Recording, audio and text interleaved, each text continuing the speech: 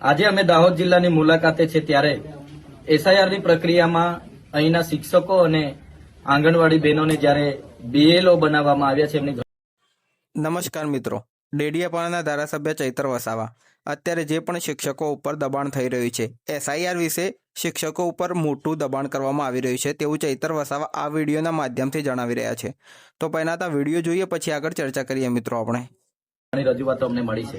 એમણે કીધું કે ભાઈ જ્યારે 4 નવેમ્બરથી એસઆઈઆરની પ્રક્રિયા ચાલુ હતી તે દરમિયાન અમને ગૌરવ યાત્રામાં એનું આયોજન કરવા માટે, એમની ભીડ ભેગી કરવા માટે અમને લગાડવામાં આવ્યા। વડાપ્રધાન શ્રીના કાર્યક્રમમાં અમને કામ સોંપવામાં આવ્યું બસો ભરવા માટે, અને 15 તારીખ પછી આકસ્મિક 17 તારીખે અમને મિટિંગો બોલાવીને મામલતદાર દ્વારા અને કલેક્ટરો દ્વારા કડક સૂચનાઓ આપવામાં આવી છે અને ઘણી દબાણપૂર્વક કામગીરી કરાવવામાં આવે છે।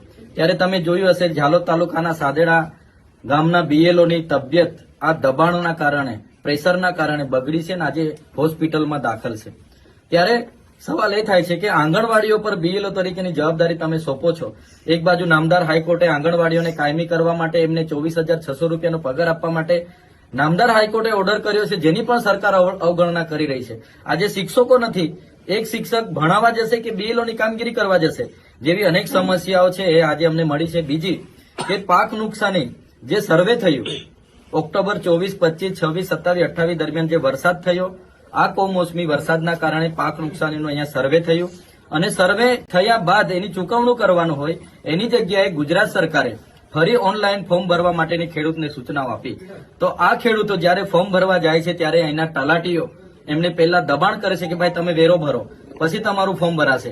વન અધિકાર અધિનિયમ 6 અંતર્ગત જેમને સનતના દાવા મળ્યા છે એવા લોકો ફોર્મ ભરવા જાય છે ત્યારે ફોરેસ્ટરનો દાખલો માંગવામાં આવે છે, અને ફોરેસ્ટર એવું કહે છે કે હમણાં જ સ્થળ પર આવીશું, જોઈશું, પછી જ તમને દાખલો આપીશું। ત્યારે એ ઘટનાને આજે 20 દિવસ થયા, સ્થળ પર જે સર્વે થઈ ગયા પછી ખેડૂતોએ બધું પાક કાપી લીધા અને પછી ત્યાં જઈને દાખલા લખી નથી આપતા। સર્વરો ડાઉન છે, જેનાથી અમને આજે રજૂઆતો ખેડૂતોની પણ મળી છે। ત્યારે એમાં કોઈને તકલીફ ના પડે એ બાબતને લઈને અમારા આગેવાનોને અમે સૂચનાઓ કરી છે। બીએલઓને કોઈ તકલીફ ના પડે તો BLA2 એટલે કે બૂથ લેવલના એજન્ટોને અમે સૂચનાઓ કરી છે। આમ આદમી પાર્ટી વિશે તમારું શું મંતવ્ય છે? ત્યારે આ પ્રક્રિયામાં સરકાર જે આગળ વધી રહી છે વ્યાજબી નથી, વોરંટ કાઢે છે, પોલીસ એ લોકોને બીએલઓને લઈ આવે છે, કેસ કરે છે, એ કોઈ વ્યાજબી નથી એવું માનીએ છીએ। સાથે સાથે સાંસદ, એમના ધારાસભ્ય અને મંત્રીઓ દ્વારા અહીંના બજેટમાં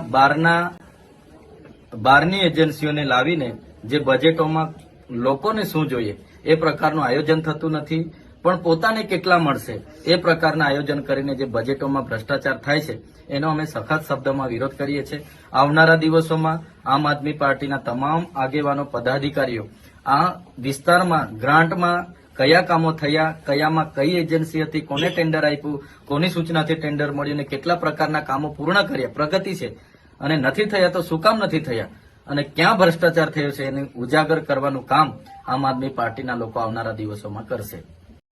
વિડીયો જોયા બાદ મિત્રો તમે સમજી જ ગયા હશો કે આ વિડીયોના માધ્યમથી ચૈતર વસાવા શું કહેવા જઈ રહ્યા છે। તો આવા જ પ્રકારના વિડીયો જોવા માટે અમારી ચેનલને સબસ્ક્રાઇબ જરૂરથી કરજો।